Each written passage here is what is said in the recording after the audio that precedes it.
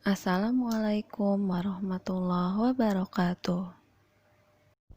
Materi hari ini, tema 2, persatuan dalam perbedaan. Subtema 3, bekerja sama mencapai tujuan, pembelajaran 5 dan 6. Tujuan pembelajaran, siswa mampu menjelaskan makna mempertahankan kemerdekaan Indonesia melalui diplomasi. Upaya mempertahankan kemerdekaan Indonesia dilakukan dengan dua cara. Yang pertama, pertempuran yang pekan lalu kita sudah bahas.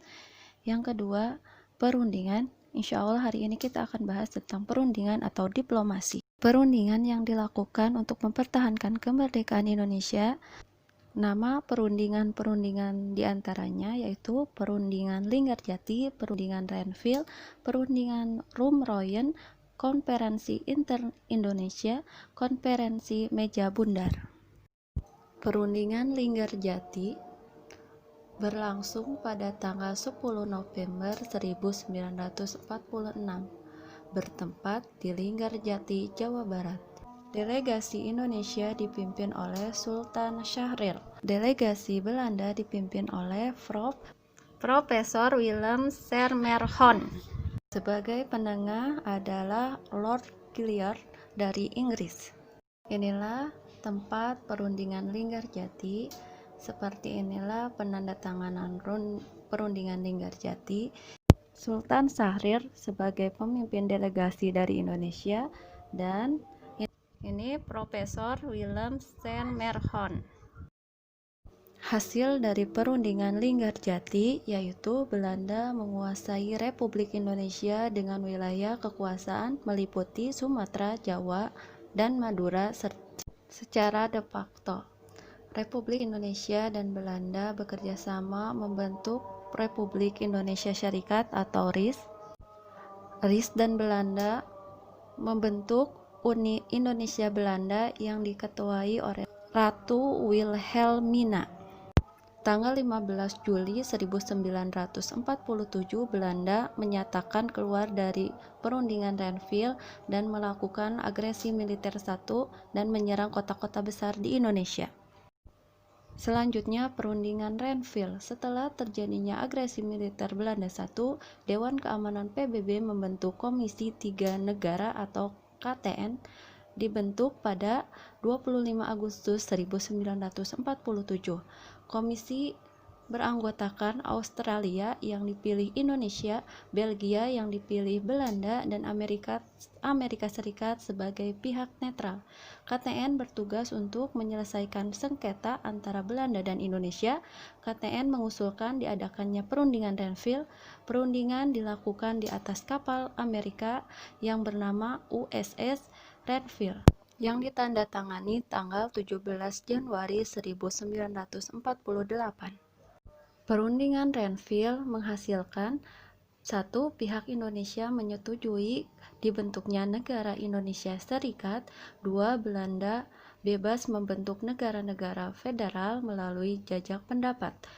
3. Pasukan Republik Indonesia yang berada di daerah kantong harus ditarik.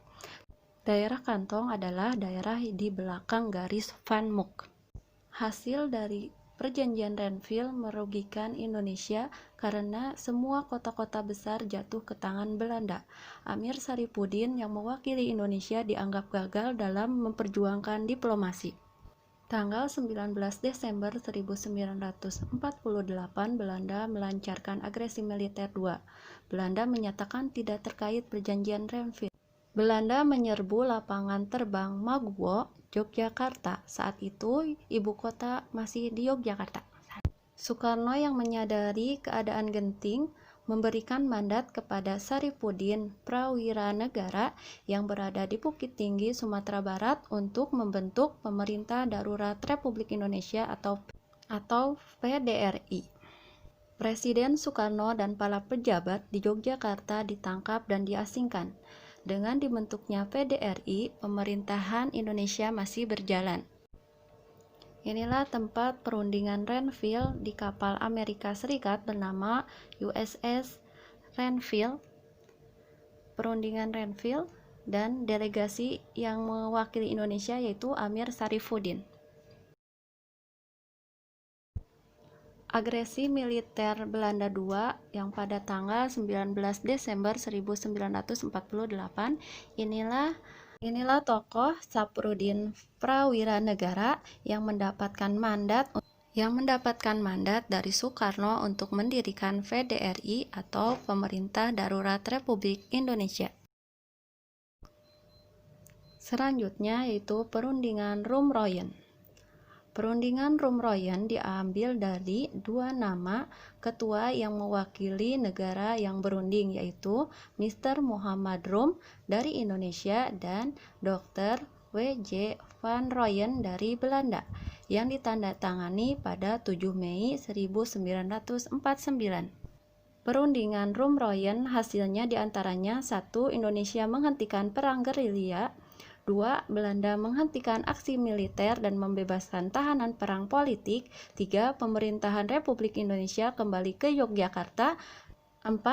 Kedua negara turut serta dalam Konferensi Meja Bundar atau KMB yang bertujuan mempercepat penyerahan kedaulatan kepada negara Indonesia Serikat.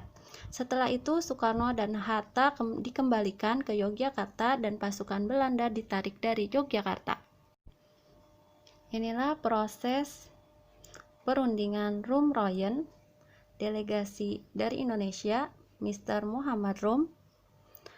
Delegasi dari Belanda, Dr. W.J. van Rooyen.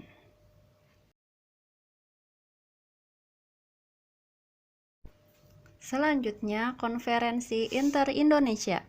Konferensi ini diadakan untuk menyatukan pandangan politik dalam menghadapi Belanda di Konferensi Meja Bundar atau KMB.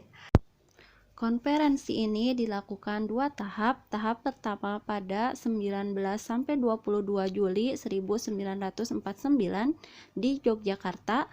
Tahap kedua 31 Juli sampai 3 Agustus 1949 di Jakarta. Hasil dari Konferensi Inter-Indonesia yaitu: 1. Angkatan Perang Republik Indonesia Serikat atau APRIS merupakan angkatan perang nasional. 2. TNI merupakan kekuatan inti APRIS. 3. Pertahanan negara akan menjadi tugas dan hak pemerintah RIS.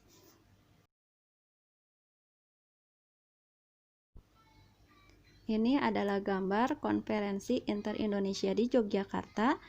Di bawahnya adalah Konferensi Inter-Indonesia di Jakarta, dan kedua Konferensi Inter-Indonesia ini diketuai oleh Muhammad Hatta,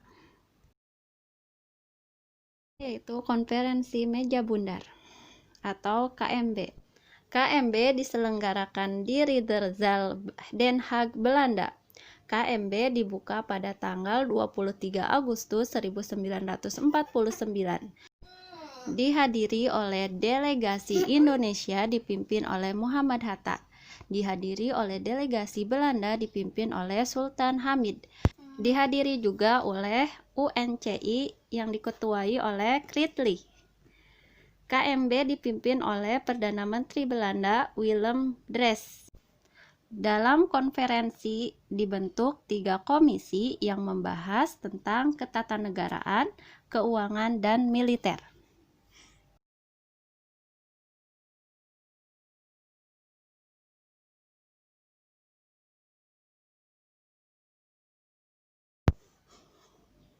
November 1949 mencapai kesepakatan di Konferensi Meja Bundar. Konferensi Meja Bundar hasilnya diantaranya sebagai berikut: 1. Belanda akan menyerahkan kedaulatan kepada RIS. 2. Penyelesaian Irian Barat akan ditunda selama 1 tahun. 3. Kerajaan Belanda membentuk Uni Indonesia Belanda. 4. Indonesia akan membayar hutang-hutang Belanda sejak tahun 1942.